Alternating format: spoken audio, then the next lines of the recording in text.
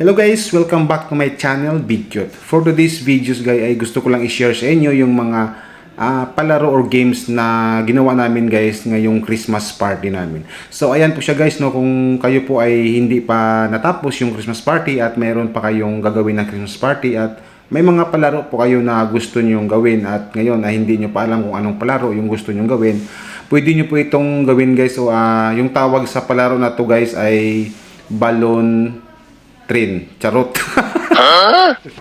Hindi ko alam guys kung ano yung tawag sa palaro na to, pero basta pwede nyo po itong gayahin.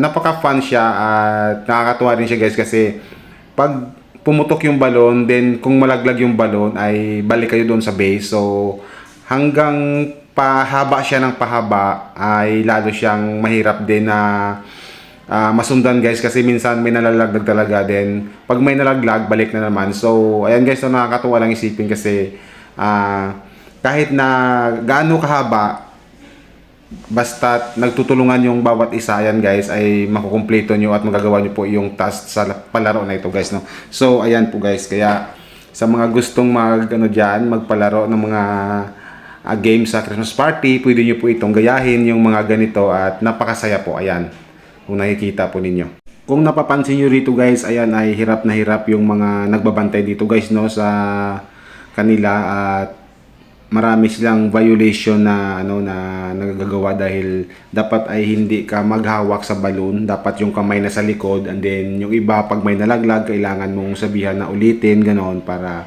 maging fair po yung laban dito guys, no, kasi kung hahawakan mo yung balloon ay magiging unfair po siya na sa iba na hindi naghahawak sa balon, kaya dapat meron talagang nagbabantay. Ayan, kung nakikita nyo guys yung nagbabantay, ayan o, talagang sigaw ng sigaw dyan dahil may naghahawak sa balon, yung iba hindi naghahawak sa balon, dapat yung kamay ay nasa likod lang. So ayan guys, no, I suggest na pwede nyo po itong gayahin kung gusto po ninyo, at lalo na sa mga bata, kung may mga bata kayo na kasama para sa mga palaro like this coming Christmas and New Year, pwede nyo po ito guys nagayahin. So ayan guys, no, maraming salamat. At kahit mga host dito guys, so kung makikita nyo ay hindi sila makagit over sa kakatawa, at then nag-usap-usap pa talaga sila dito guys para siguro tanungin kung sino ba talaga yung nanalo, kasi yung iba, ayan, kita mo naman, oh my god, wow! Ginagawa mo yung violation, yung iba wala, kaya ayan guys, oh, nililista kunwari sino yung mananalo, kasi ang laki kaya ng pa-prize dito guys, 1,000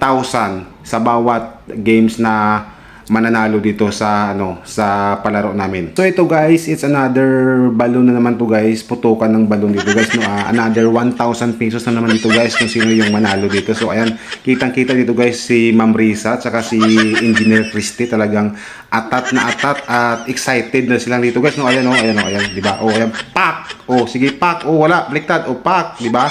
Pak. Oh, di ba?